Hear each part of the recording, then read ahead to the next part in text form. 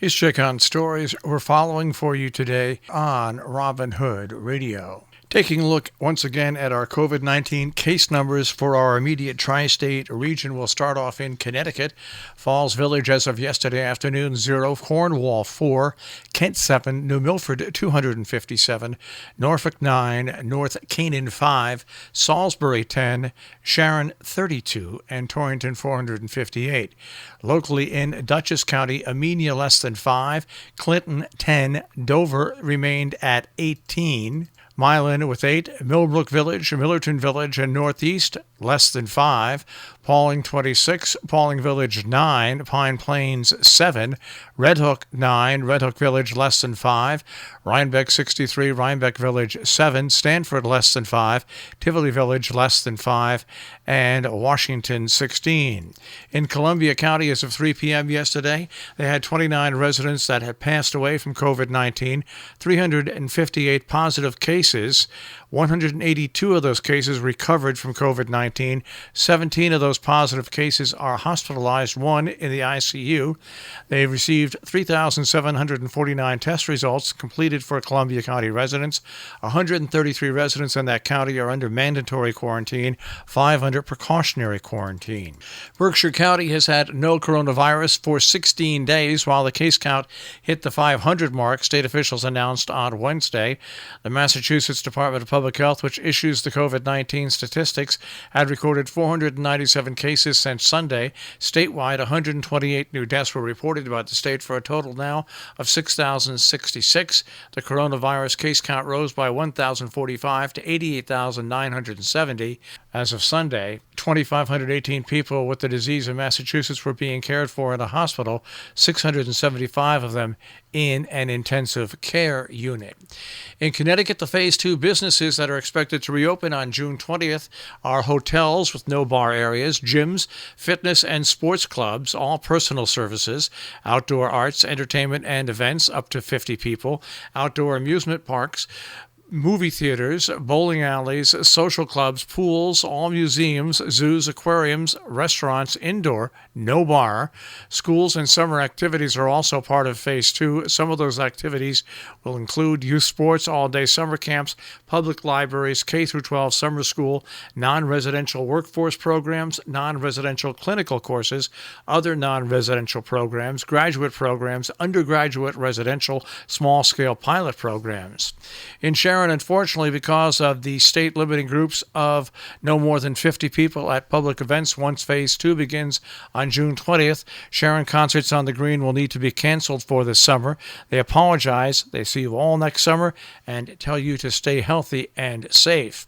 Out of New York State, 3 county executives from both sides of the aisle and both sides of the Hudson River joined Representative Sean Patrick Maloney to press the case for federal funding to save local governments from revenue losses and unexpected new costs caused by the coronavirus. 2 Republicans and 1 Democrat held a video press conference with the Democratic congressman to discuss the financial struggles they face and demonstrate that the partisan friction in Congress over rescuing state and local governments has no such conflict at the local level.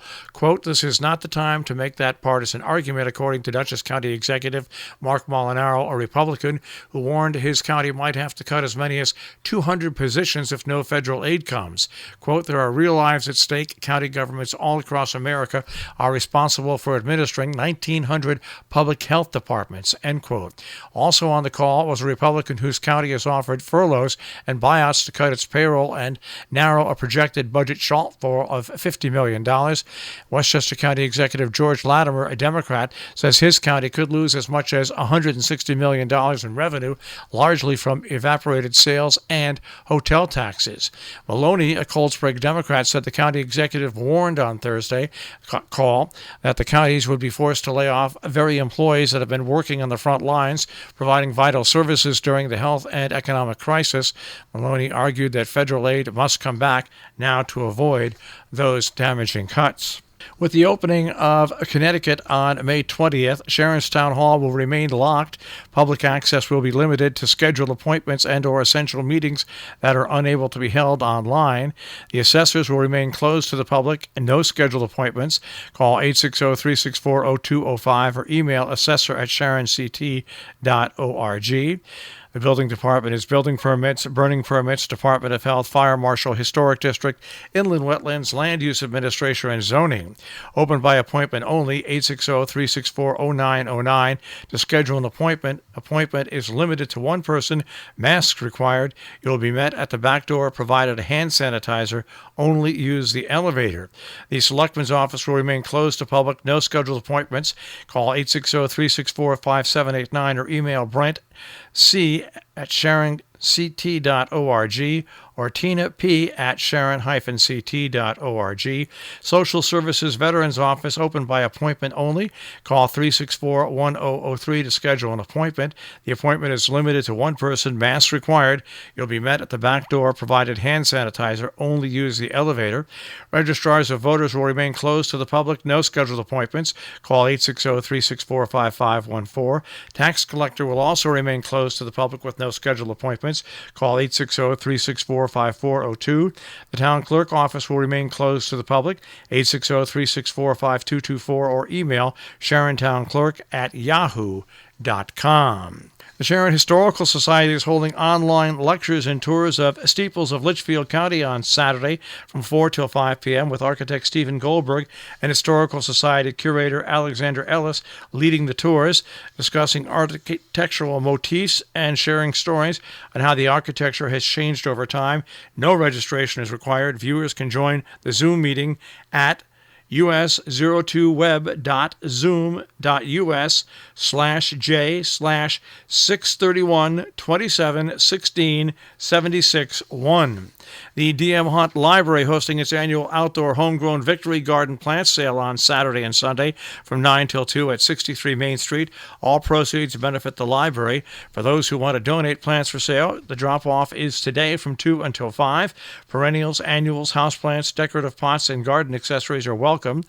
Until further notice, the library is only open for curbside service on Tuesdays and Saturdays from 10 till noon. More information at 860-824-7424 or on the web huntlibrary.org. Our business brief is underwritten by Morgan's at the Interlaken, interlakeninn.com, and by Salisbury Bank, salisburybank.com. The Dow Jones Industrial Average finished the day yesterday at 24,474.12, down a little over 100 points. The NASDAQ starts off today at 9284.88, and the S&P 500 was down 23.10. It starts off today at 2948.51. We'll take a look at that tri-state forecast. That'll come your way in just a few moments.